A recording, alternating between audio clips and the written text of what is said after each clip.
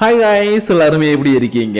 இந்த அனிமேல போன எபிசோட்ல என்ன நடந்துச்சுன்னு உங்களுக்கு எல்லாருக்குமே தெரியும். என்னன்னா நம்ம டீமன் லார்ட் சைட்டன் கடைக்கு யாருமே வர மாட்டாங்கன்னு ஸ்பை எல்லாம் அனுப்பி நிறைய விஷயங்களை பண்ணிட்டு இருந்தான். ஆனா அது எல்லாமே எந்த அளவுக்கு கை கொடுத்தது, என்ன பண்ண போகுது, எது பண்ண போகுதுன்றது எல்லாத்தையும் தான் இந்த எபிசோட்ல நம்ம பார்க்க போறோம். அது மட்டும் இல்லாம நிறைய பேர் ஈஸியா நினைப்பீங்க, ஒரு ஸ்டோர் நடத்துறதோ இல்ல கடை நடத்துறதோ ஈஸிப்பா, அவனுக்கு என்ன நிறைய கூட்டம் வருது, அவன் நல்லா சம்பாதிக்கிறான் அப்படின்ற மாதிரி தான் யோசிப்பீங்க. ஆனா அந்த கடையை ரன் பண்றதுக்கோ இல்ல நிறைய விஷயங்களை செய்யறதுக்கோ அவங்க எந்த அளவுக்கு மெனக்கிடுறாங்கன்றது எல்லாத்தையும் இந்த எபிசோட்ல நீங்க கொஞ்சம் புரிஞ்சுப்பீங்கன்னு நினைக்கிறேன். அதாவது அனிமேன்றதை தாண்டி ரியாலிட்டியை கொஞ்சம் புரிஞ்சுப்பீங்கன்னு நினைக்கிறேன். ஏன்னா ரியாலிட்டியை பேஸ் பண்ணி தான் இந்த எபிசோடோட ஸ்டோரி லைன் இருக்கும். அதனால நம்ம டைம் வேஸ்ட் பண்ணாம இந்த வீடியோக்குள்ள போயிடலாம். ஆனா அதுக்கு முன்னாடி நம்ம சேனலுக்கு சப்ஸ்கிரைப் பண்ணாதவங்க சப்ஸ்கிரைப் பண்ணிக்கோங்க. அப்புறம் அப்படியே நம்ம சோஷியல் மீடியா ஃபாலோ பண்ணாதவங்களுக்கு டிஸ்கிரிப்ஷன்ல லிங்க் இருக்குது, அதை யூஸ் பண்ணி ஃபாலோ பண்ணிக்கோங்க. ஏன்னா நீங்க இப்ப பாத்துக்கிட்டு இருக்கிறது இன்ஃபினிட்டி அனிமேஷன் சேனல். வாங்க டைம் வேஸ்ட் பண்ணாம இந்த 9th எபிசோடுக்குள்ள போயிடலாம். சோ இந்த எபிசோட ஓபன் பண்ணதும் ஒரு ஃபெஸ்டிவல் நடக்கிறத காட்டுறாங்க. அதாவது இன்னைக்கு ஜப்பான்ல ஒரு ஃபெஸ்டிவல். சோ இப்படி இந்த ஃபெஸ்டிவல்னாலே உங்களுக்கு தெரியும் நிறைய கூட்டங்கள்லாம் வரும். அதனால சைடன் ஒர்க் பண்ணக்கூடிய மெக்டொனால்ட்ஸை பாக்குறதுக்காக வந்திருக்கக்கூடிய எமிலியாவுடைய ஃப்ரெண்டு அப்புறம் சூசன் இருக்காங்க இல்லையா, இவங்க மூணு பேர் இந்த கூட்டத்தை பார்த்துட்டு கொஞ்சம் அப்படியே ஷாக்கா பார்த்ததுக்கு அப்புறம் சரி வாங்க போயிட்டு நம்ம மோவை பார்க்கலாம்னு சொல்லிட்டு மெக்டொனால்ட்ஸ் கிட்ட வராங்க. ஆனா மெக்டொனால்ட்ஸ்ல ஒரு ஈக்காக்கா கூட இல்ல. அதனால யாருமே இல்லாத கடைக்குள்ள போய் உட்கார்ந்து பேசினா நம்ம எல்லாரும் ஒரு மாதிரி பார்ப்பாங்க. சோ நம்ம கூட்டம் இருக்கக்கூடிய கடைக்கே போலான்னு இவங்க கூட அந்த எஸ்எஃப்சின்னு புதுசா திறந்து இருக்கக்கூடிய கடைக்குள்ள போக எமிலியாவுடைய ஃப்ரெண்டே இங்க பார்ப்பா, இன்னைக்கு நீ எதுவுமே செலவு பண்ண தேவையில்ல, இன்னைக்கு என்னுடைய ட்ரீட், அதனால உங்களுக்கு என்ன வேணுமோ கேளுங்க, அதை நான் உங்களுக்காக பில் பே பண்ணி வாங்கி தரேன்னு சொல்லி கேட்கவும் இவங்க ஜஸ்ட் எங்களுக்கு ஒரு கோல்டு காஃபி மட்டும் போதுன்ற மாதிரி கேட்க இவ்வளவு போயிட்டு காசெல்லாம் கொடுத்து கோல்டு காஃபி கொடுங்கன்ற மாதிரி எல்லாம் கேட்கிறா. ஆனா இந்த புது கடையோட ஓனர் இருக்கான் இல்லையா, அவன் வர கஸ்டமர்ஸை தக்க வைக்கணுன்றதுக்காக மேடம் எங்க கடையில் இன்னைக்கு நாங்க புது புது ஆஃபர்ஸ் எல்லாம் போட்டிருக்கோம் மேடம், அதுல முக்கியமான ஆஃபர் பொண்ணுங்க வந்து வாங்கினா ஒன்னு வாங்கினா ஒன்னு ஃப்ரீன்னு நாங்க டோக்கன் மேல டோக்கன் தரோம், அதனால நீங்க எத்தனை தடவை வேணா இங்க வந்துட்டு போங்கன்னு பேலன்ஸ் கொடுக்குறன்ற பேர்ல இவருடைய கையை பிடிக்க இன்னும் ஒரு மார்க்கமா பண்றான். சரி சரி நம்ம வாங்க வேண்டியது வாங்குவோன்ற மாதிரி வாங்கிட்டு நேரா தன்னுடைய ஃப்ரெண்ட்ஸ் கிட்ட வந்த உடனே ஹேய் அங்க இருக்கான்ல அந்த ஓனர், அவன் ஒரு மாதிரி மார்க்கமா நடந்துக்கிறான்ப்பா, அதனால நம்ம நெக்ஸ்ட் டைம் இந்த கடை பக்கமே வரக்கூடாதுன்னு சொல்லிட்டு உங்க இடத்துல போய் உட்கார்ந்து சாப்பிட ஆரம்பிக்கும் போது சூசனை கிட்ட உனக்கு மாவை பத்தி எப்படி தெரியும், அவனை பத்தி நீ கொஞ்சம் சொல்லுப்பான்ற மாதிரி கேட்க, ஓ மாவை பத்தி கேக்குறீங்களா, அவரு ரொம்பவே நல்லவரு, நல்லா கைண்டா நடந்து பாருன்னு சொல்லவும், ஆனா இது எல்லாத்தையுமே கேட்கக்கூடிய எமிலியாவுக்கு செம காண்டாவுது. ஏன்னா காலையில இவன் தான் அவன் ரொம்பவே கெட்டவன், அவனை நம்ம கொள்ளுன்னு சொல்லிட்டு இருந்தா, ஆனா இந்த இடத்துல வந்து அவன் நல்லவன் சொல்லிட்டு இருக்கா இல்லையா, அதனாலதான் என்ன சொல்றா பாருங்கன்ற மாதிரி பாத்துட்டு இருக்கும் போது எமிலியா நீ மட்டும் எதுக்கு அமைதியா இருக்கிற, நீனும் மாவை பத்தி ஏதாச்சும் சொல்லுப்பா, ஏன்னா அவன் தான் அவனுடைய பாய் ஃப்ரெண்டுன்னு சொல்லவும், அடி பாவி நான் எப்படி சொன்னா அவன் என்னுடைய பாய் ஃப்ரெண்டுன்னு, அவனை எனக்கு கண்டாலே சுத்தமா பிடிக்காது, அவன் தான் அந்த உலகத்துல இருக்கக்கூடிய என்னுடைய முதல் எதிரி, அப்படி இருக்கும்போது அவன் மேல எப்படி எனக்கு கிரஷ் வரும், அவன் கெட்ட வண்டி அப்படிப்பட்ட வண்டி இப்படிப்பட்ட வண்டின்னு சைடனை பத்தி நிறைய விஷயங்களை தப்பா சொல்லிக்கிட்டு இருக்க, பாய மூடி எமிலியா என்னுடைய அரசரை பத்தி அப்படி பேசுறா எனக்கு சுத்தமா பிடிக்காதுன்னு இந்த இடத்துல ஒரு குரல் கேக்குது. ஏன்னா ஆசியலும் இந்த இடத்துல தான் ரொம்ப நேரமா ஸ்பை வேலை பார்த்துட்டு இருக்கா இல்லையா, அதனாலதான் சைடனை பத்தி தப்பா பேசுறது எல்லாத்தையுமே கேட்டதுக்கு அப்புறம் அப்படி பேசாதீங்கன்னு கொந்தளிச்சுக்கிட்டு இருக்கும் போது இன்னொரு பக்கம் சைடன் ஆசியல் அனுப்பி வச்சது சரிதானா இல்ல தப்பான்ற மாதிரி யோசிச்சுக்கிட்டு இருக்கிறான். ஏன்னா வீட்டுல இருக்கும்போது ஆசியல் கிட்ட இந்த விஷயத்தை பத்தி சொல்லவும் இல்ல அரசை என்னால இப்படி பண்ண முடியாது, அது மட்டும் இல்லாம நம்ம கிட்ட பட்ஜெட் ரொம்ப லோவா இருக்குது, இதை வச்சுக்கிட்டு நம்மளால எதுவுமே பண்ண முடியாதுன்னு புலம்பி இருப்பான். ஆனா அந்த ஷாப்போடைய ஸ்ட்ராட்டஜி பத்தி புரிஞ்சுக்கிட்டா மட்டும் தானே இவனால ஏதாவது பண்ண முடியும். அதனால இங்க பார்ப்பா பட்ஜெட்டை பத்தி எல்லாம் கவலைப்படாத,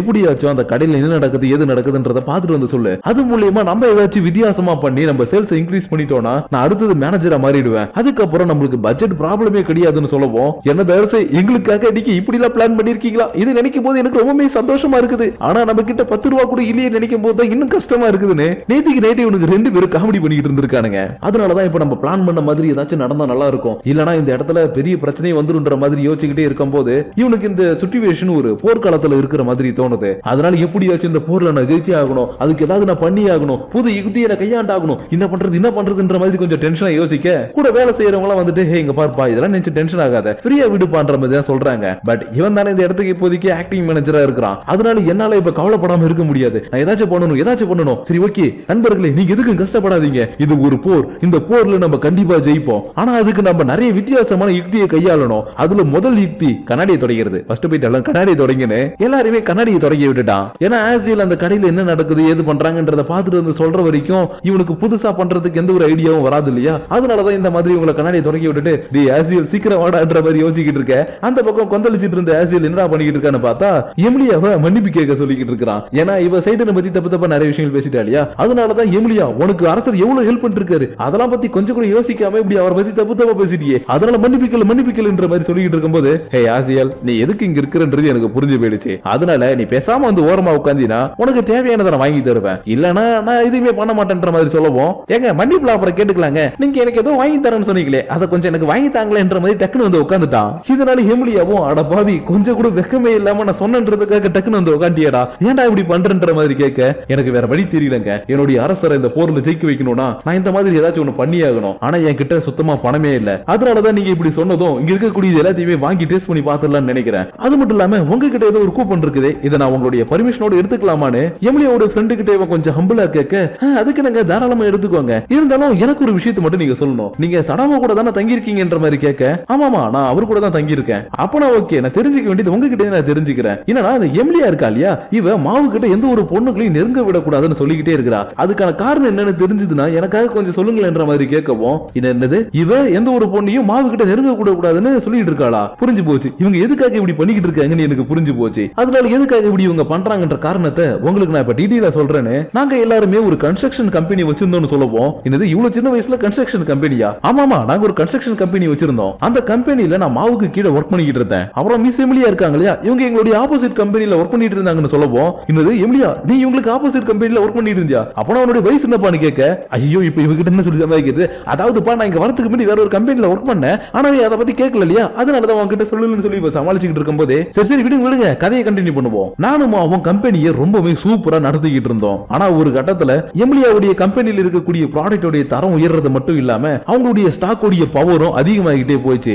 அதனால எங்களுடைய ஸ்டாக் ரொம்பவே டவுன் ஆனதுனால ஒரு கட்டத்துல நாங்க கம்பெனி இழுத்து மூடிட்டு அந்த ஃபீல்டுல இருந்து நாங்க வெளியில வந்துட்டோம். அதுக்கப்புறம் நாங்க சரியா ஒரு 3-4 மாசத்துக்கு அப்புறம் எமிலியாவை பார்த்தோம். அன்னையில இருந்து இன்னைக்கு வரைக்கும் நாங்க ஏதாச்சும் புதுசா ட்ரை பண்றோமா இல்ல ஏதாச்சும் பண்ண போறோமான்றத பாக்குறதுக்காக அப்பப்ப எங்க மேல இருக்கக்கூடிய ஒரு சின்ன அக்கறையில வந்து பாத்துட்டு போவாங்க. ஆனா ஒரு விஷயம் மட்டும் உண்மை, என்னுடைய மாஸ்டர் மாவ் என்னைக்குமே அவருடைய ஹார்ட் ஒர்க் விட்டு கொடுத்ததே இல்ல. அதனால கண்டிப்பா ஒரு நாள்ல ஒரு நாள் திரும்ப அவர் இழந்த பொசிஷனை அடைவாரு. அந்த நாளுக்காக தான் நாங்க காத்துக்கிட்டு இருக்கோம். ஏன்னா பிசினஸ் பொறுத்த வரைக்கும் யாராலையுமே ப்ராஃபிட் மட்டுமே எடுத்துக்கிட்டே இருக்க முடியாது, லாஸையும் கொஞ்சம் சந்திச்சு தானே ஆகணும். அதனால கண்டிப்பா ஒரு நாள் இந்த லாஸ்ல இருந்து மீண்டும் நாங்க ப்ராஃபிட்டுக்கு போவோம். ஆனா இந்த அப் அண்ட் டவுன் ஜெர்னில கூடவே யாராச்சும் இருந்தாங்கன்னா அவங்களுக்கு பாதிப்பு வரும் இல்லையா, அதனாலதான் எமிலியா எந்த ஒரு பொண்ணையும் மாவு கிட்ட நெருங்கவே விட மாட்டாங்கன்ற மாதிரி சொல்லவும் ஐயோ சாரிங்க நான் தான் எமிலியாவை இத்தனை நாளா தப்பா நினைச்சிட்டேன், அதனால உன அடிக்கடி திட்டி இருக்கேன், அதுக்கெல்லாம் என்ன மன்னிச்சிருப்பான்ற மாதிரி மன்னிப்பு கேட்டதுக்கு அப்புறம் உங்க பேர் என்ன சொன்னீங்க? ஆசியல்.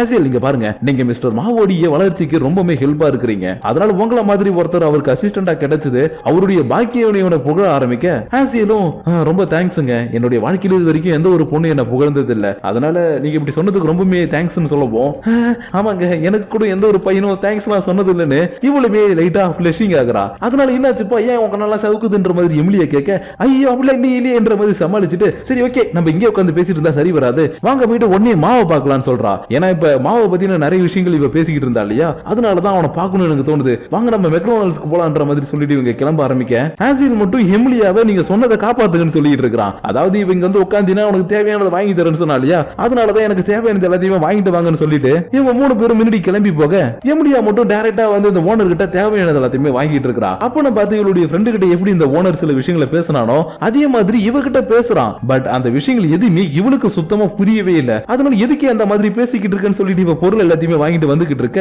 இந்த பக்கம் ஆசில் அங்க நடந்த விஷயத்தை எல்லாத்தையுமே சொல்லிட்டு அப்புறம் அந்த கூப்பன்லாம் கொடுத்துருப்பாங்க இல்லையா, அதாவது எக்ஸ்ட்ரா பொருள் வாங்கினா நிறைய தருவோம் அப்படி இப்படின்லாம் அந்த கூப்பன் எல்லாத்தையும் கொடுத்து இந்த மாதிரி ஆஃபர்லாம் வச்சிருக்காங்க, அது பண்றாங்க இது பண்றாங்கன்னு எஸ்எஃப்சி கடையை பத்தின டாப் டு பாட்டம் எல்லா இன்ஃபர்மேஷனையும் இவங்க கிட்ட ஒப்பிச்சுட்டு கடைசியா கிளம்புறதுக்கு முன்னாடி அரசே எனக்கு ஒரு கோல்டு காஃபியும் ஒரு சீஸ் பர்கரும் தர முடியுமா? ஏன்பா வீட்டுல ஒருத்தவன் தெண்டமேல உட்கார்ந்துருக்கா இல்லையா, அவனுக்கு பசிக்கும், சோ அதனால அவனுக்கு சாப்பாடுன்னு சொல்லி கொடுக்கணும் இல்லையா, அதனால அதை மட்டும் எனக்கு கொடுங்கன்ற மாதிரி கேட்டு வாங்கிக்கிட்டு கிளம்புறதுக்கு முன்னாடி அங்க இருக்கக்கூடிய அந்த 3 பொண்ணுங்கள்ட்ட மட்டும் கொஞ்சம் ஜாக்கிரதையா இருங்க, என்னையே அவங்க கேள்வி மேல கேள்வி கேட்டு கொண்டுட்டாங்கன்ற மாதிரி சொல்லிட்டு கிளம்ப எமிலியாவுடைய ஃப்ரெண்டும் ஹேய் உன்னுடைய ஃப்ரெண்டு மாவு பாக்குறதுக்கு ரொம்ப அழகா இருக்காண்டி நான் வேணா போயிட்டு பேசட்டுமான்ற மாதிரி கேட்டுக்கிட்டு இருக்கும் போதே மாவை டைரக்டா வந்து மேடம் உங்களுக்கு என்ன வேணும் மேடம் சொல்லுங்க அப்படின்ற மாதிரி உங்களுடைய ஆர்டர் எடுக்கிறதுக்காக வந்திருக்கான். ஆனா எமிலியா எனக்குலாம் ஒண்ணு வேணாயா நான் சும்மா உட்காந்துருக்கிறேன் தண்ணி மட்டும் போதுன்ற மாதிரி ஓவரா சீனா போட எமிலியாவுடைய ஃப்ரெண்டு மட்டும் எங்க ஒரு நிமிஷம் உங்க ஃப்ரெண்டு ஆசில் இருக்காரு இல்லையா அவரு உங்களை பத்தி நிறைய விஷயங்களை சொன்னாரு, அதாவது நீங்க ரொம்பவே திறமசாலி அதை பண்ணுவீங்க இதை பண்ணுவீங்கன்னு நிறைய விஷயங்களை சொன்னாரு, ஆனா உங்களுடைய கடையில யாருமே இல்லையே இதுதான் உங்களுடைய திறமையான கேட்க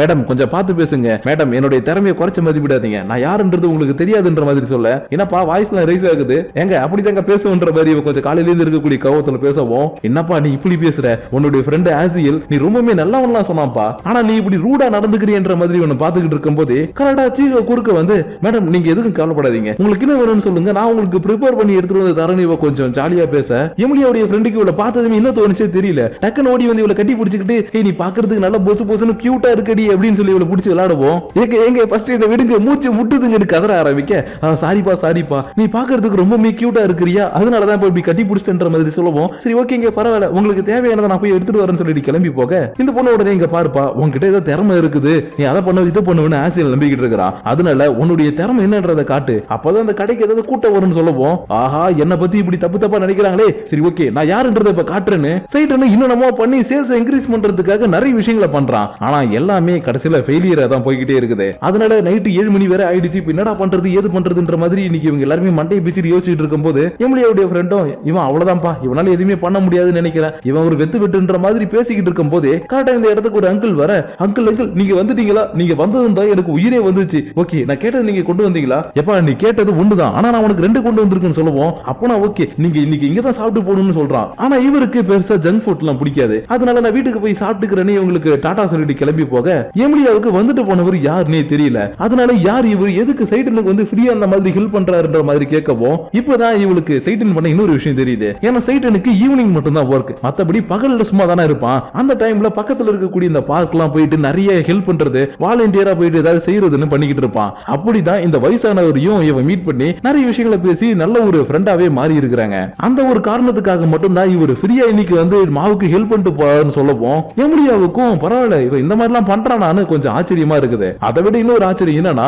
சைட்டன் பிளான் பண்ண மாதிரி இந்த அங்கிள் கொடுத்துட்டு போன அந்த 2 பேம்பூஸை நல்லா டெக்கரேட் பண்ணி வச்சு அடுத்த செகண்டே இந்த இடத்துல கூட்டம் பிச்சுக்குது. ஏன்னா இந்த மாதிரி டெக்கரேஷன் கொஞ்சம் பாக்குறதுக்கு ஃபேண்டசியா அந்த செலிப்ரேஷன் டைம்ல வச்சாங்கன்னா எல்லாருமே அதை நோக்கி போவாங்க இல்லையா, அந்த மாதிரி தான் அந்த அங்கிள் ஃப்ரீயா கொடுத்துட்டு போன பேம்பூஸை வச்சு இப்படி ஒரு டெக்கரேட் பண்ணி எக்கச்சக்கமான கூட்டத்தை இன்னைக்கு இவன் வர வச்சுட்டான். இதனால இவ்வளவு நேரமா இவன் சரிப்பட்டு வரமாட்டான்ற மாதிரி பேசிக்கிட்டு இருந்த எமிலியாவுடைய ஃப்ரெண்டும், எப்பா நான் பேசுனது எல்லாத்தையும் வாபஸ் வாங்கிறப்பா, இந்த பையன் கிட்ட எக்கச்சக்கமான திறமை இருக்குதுப்பான்ற மாதிரி பாத்துக்கிட்டு இருக்கும்போது சூசனாவும் நான் மட்டும் நம்பவே மாட்டேன், இந்த டெவில் ஏதோ ஒண்ணு தப்பு பண்றான், இவனை நான் என் கையால தான் கொல்லுவேன்ற மாதிரி பாத்துக்கிட்டு இருக்க. அப்படி இந்த இடத்துல இந்த எபிசோட முடிக்கிறாங்க. சோ கைஸ் இந்த எபிசோட பார்த்ததுக்கு அப்புறம் நான் ஆல்ரெடி சொன்ன மாதிரி இந்த ஒர்க் எல்லாம் எப்படி பண்றாங்க, அந்த கடையை எப்படி கொண்டு போறதுக்காக கஷ்டப்படுறாங்கன்றது லைட்டா உங்களுக்கு புரிஞ்சிருக்கும் நினைக்கிறேன். அது மட்டும் இல்லாம இந்த எபிசோட்ல என்னதான் சைட்டனை எல்லாருமே ஒரு அளவுக்கு நம்பினாலும் சூசனா மட்டும் இல்ல நான் இவன் நல்லவன் நம்ப மாட்டேன், இவன் கெட்டவன் தான்ற ஒரு முடிவிலே இருக்கிறா. அதாவது எமிலியா எப்படி சைட்டனை நம்பாம சில விஷயங்கள் எல்லாம் பண்ணுவாளோ அதே மாதிரி தான் இவளும் பண்ணிக்கிட்டு இருக்கிறா. இருந்தாலும் இவ எந்த அளவுக்கு எக்ஸ்ட்ரீமா போக போறா, என்ன பண்ண போறா, எது பண்ண போறான்றது எல்லாத்தையும் நம்ம இதுக்கப்புறம் வரப்போற எபிசோட்ல பார்த்து தெரிஞ்சுப்போம். ஏன்னா இவளுடைய பவர்